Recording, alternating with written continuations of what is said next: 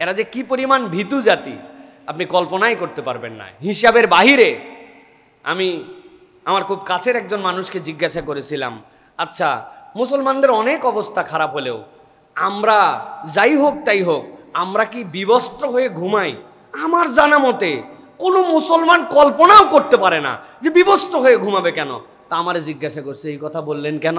আমি বললাম, ভাই 2-3টা ভিডিও দেখলাম যে আক্রমণ হয়েছে, যেভাবেই হোক ধাক্কা খাইছে, খাওয়ার পরে দেখি বিবস্ত্র হয়ে রাস্তায় বেরোয় আসছে। তোরা রাত্রেবেলা বিবস্ত্র হয়ে কি করতেছিল যে রাস্তার মধ্যে এরভাবে আসলো? ঘুমের থেকে উঠেই আসলো বুঝলাম, তো জামা কাপড় নেই কেন? আমরা তো লুঙ্গি পরি, লুঙ্গি না হয় কোমর থেকে ছুটে খুলে যাওয়ার কথা, কিন্তু প্যান্ট তো খুলে যাওয়ার কথা না, কিন্তু ল্যাংটা হয়ে আসলো কেন? এই জাতটা এমন জাত, এই জাতটা এত নিচু চরিত্রের জাত, এরা মদ্যপ, মাদকাসক্ত, নিজের ইজ্জত পর্যন্ত নিজেদের কাছে নাই। এই জন্য মুসলমান পাগল হয়ে গেলেও ল্যাংটা হয় না, ল্যাংটা পাগল কম খুঁজে পাওয়া যায়। আর ওইগুলা হালকা একটা ধাক্কা খাইয়া ল্যাংটা হয়ে রাস্তায় বার হয়েছে। এদেরকে একবার ধরতে পারলে এদেরকে কেউ ইনশাআল্লাহ ঠেকাতে পারবে না, এদের পরাজয় নিশ্চিত। কিন্তু ধরার মতো ধরাটা কেউ ধরতে পারে না, ঠিক কিনা? এদের শুধু ধরার মতো ধরা। আল্লাহ বলছেন আমি তো এই ধরাটা দিতে চাই, কারণ আল্লাহ রাব্বুল আমিন কোরআনুল কারীমের মধ্যে বলেছেন ওদের কখনো স্বভূমি হবে না। ভালো করে কথাটা বোঝেন, নিজস্ব আবাসস্থল হবে না, কিয়ামত পর্যন্ত থাকবে। কিন্তু আল্লাহ রাব্বুল আমিন বলছেন যে এইটা তাদের জন্য এমন লজ্জাকর যে ওদের কখনো নিজস্ব ভূমি হবে না বসবাসের। কার কথা? তবে আল্লাহ বলছেন আবার হবে নিজেদের চেষ্টায় নয়, কারোর সহযোগিতায় তারা কখনো কোনো এলাকায় অধিগ্রহণ করতে পারবে।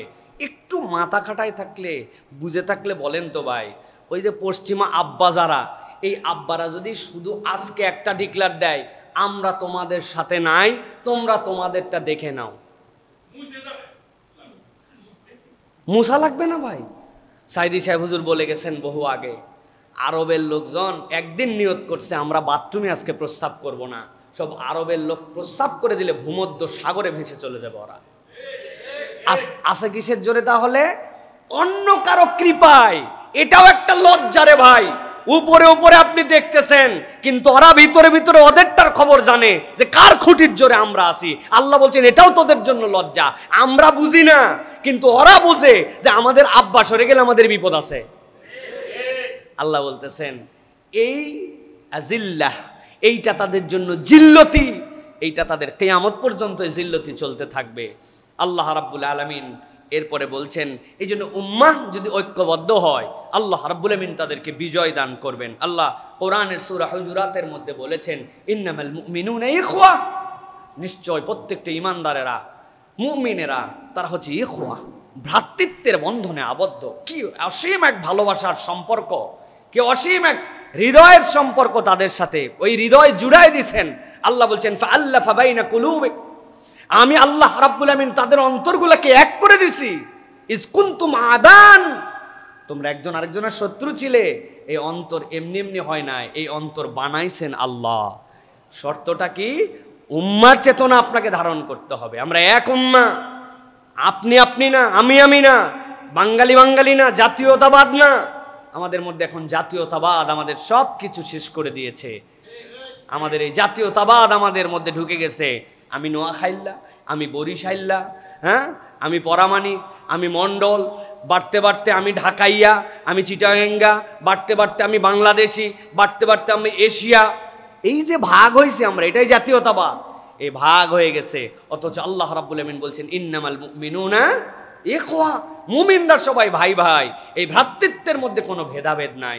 আল্লাহ রাব্বুল আলামিন এরপরে সূরা আল ইমরান 103 নম্বর আয়াত, বহু পরিচিত আয়াত, ওয়াতাসিমু বিহাবলিল্লাহি জামিআন ওয়া লা তাফাররাকু। আল্লাহ বলতেছেন তোমরা আল্লাহর রজ্জুকে একসাথে, একভাবে, এক জামাতে ধরো। আমরা এই জামাতকেও পর্যন্ত আলাদা করছি। আমি একটা দল হয়ে আল্লাহর রজ্জু ধরি, উনি একটা দল হয়ে আল্লাহর রজ্জু ধরে।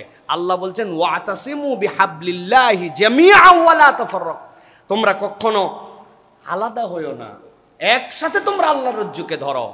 এই চেতনা, এই কল্পনা আপনার জন্য শায়ের কবায়েল এটা থাকবে। আল্লাহ রাব্বুল আমিন কোরআনুল কারীমের মধ্যে বলেছেন যে আল্লাহ রাব্বুল ইন্না খালাকনাকুম মিন যাকারি ওয়া উনসা ওয়া জাআলনাকুম শুউবান ওয়া কবাইলা লিতাআরাফু। আপনার এই কবিলা, আপনার এই দেশ, এটা থাকবে কেন? এটা পরিচয়ের জন্য, যে আমি বাংলাদেশি মুসলিম, আমি আফ্রিকান মুসলিম, এটা তোমার পরিচয় থাকবে। কিন্তু এইটা তোমার মৌলিক পরিচয়ের ক্ষেত্রে কখনো যেন বাধা সৃষ্টি না করে। তোমরা এক উম্মাহ, প্রত্যেকে প্রত্যেকের ভাই, এই চেতনা হৃদয়ের মধ্যে আপনাকে লালন করতে হবে। পৃথিবীর কোনো এক প্রান্তে কোনো একজন ইমানদার আক্রান্ত হয়েছেন, আর আপনার হৃদয়ে যদি এটার জন্য ব্যথা অনুভূত না হয়, আপনি যদি ওভারলুক করে যান, আপনি বলেন ওই আক্রান্ত হয়েছে ভাই, আমার করার কি, আপনার ঈমান পূর্ণতা পায় নাই, পায় নাই, পায় নাই, আপনি পূর্ণ মুমিন হতে পারেন নাই, ঠিক কি না? আপনি যতই তাহাজ্জুদ গুজার হন আর যতই যাই হন, আপনার হৃদয়ে পূর্ণ ঈমান আপনার আসে নাই। হিসাব মিলায় নিয়েন, অন্তর থেকে বুঝে নিয়েন। প্রিয় ভাইয়েরা, আল্লাহ রাব্বুল আলামিন নবীজি সাল্লাল্লাহু আলাইহি ওয়াসাল্লাম বলছেন, আল মুমিনু লিল মুমিনি কাল বুনিয়ান ইয়াশুদ্দু বা'দুহু বা'দা। মুমিনরা তো একজন আরেকজনের জন্য সীসা ঢালা প্রাচীরের মতো। নবী করিম সাল্লাল্লাহু আলাইহি সাল্লাম সুম্মা শাব্বাকা আসাবিআহু, এরকম ভাবে নবীজি হাত ঢুকায় দিলেন, এইভাবে নখের মধ্যে নখ ঢুকায় দেখালেন, দেখো তো এটা কেমন। ইমানদাররা এইরকম একজন আরেকজনের সাথে এইরকম ভাবে জড়িত হয়ে থাকবে। কিন্তু আপনার কাছে কি মনে হয়, মুসলমানরা আক্রান্ত হলে সকলে কি এক সুরে কথা বলতে পারে? কেউ গদির টেনশনে কথা বলে না, কেউ ভূ রাজনীতির টেনশনে কথা বলে না, কেউ নিজের স্বার্থে কথা বলে না, কেউ নিজের বিভিন্ন ধরনের কাই কারবারের সাথে জড়িত আছে ওটার স্বার্থে কথা বলে না। ইমানদাররা যদি একবার এইরকম হতে পারত, আপনি কল্পনাই করতে পারতেন না। যেই তেল দিয়া F-35 আকাশে ওড়ে, যেইটা কারো কাছে বিক্রি করে না, ওই তেল ওদের কাছে নাই, ওই তেল আমাদের থেকে নিয়ে যাই, আমাদের উপরে উড়ায়, আমাদেরকে মারে। এই জন্য আল্লাহ রাব্বুল আলামিন বলছেন উম্মার ঐক্য চেতনা থাকতে হবে। ভাই আপনি বলবেন হুজুর এই ক্ষুদ্র মঞ্চ থেকে আপনি এগুলা কথা বলছেন। ভাই পুরা পৃথিবীর দায়িত্ব আমাকে দেওয়া হয় নাই। আমার মুসল্লি যে কয়জন আছেন, তাদের চেতনায় যদি আপনি উম্মার প্রেম লালন করতে পারেন, আমি আমার জায়গা থেকে আল্লাহর কাছে আমার হিসাব আমাকে দেওয়া লাগবে, আপনার হিসাব আপনাকে দেওয়া লাগবে, ঠিক কি না? দুনিয়া কি হবে না হবে আমি দুনিয়ায় দেখতে পারবো না, কিন্তু আমি আমার জায়গার দায়িত্বশীলতার জায়গায় আপনাকে বললাম, দিল ছোট করেন না। ইমানদারের ব্যথায় আপনার হৃদয়ের মধ্যে ব্যথা অনুভব করেন, নিজেদের কোয়ালিটি বাড়ানোর চেষ্টা করেন, আপনি উম্মার চেতনা হৃদয়ের মধ্যে লালন করেন।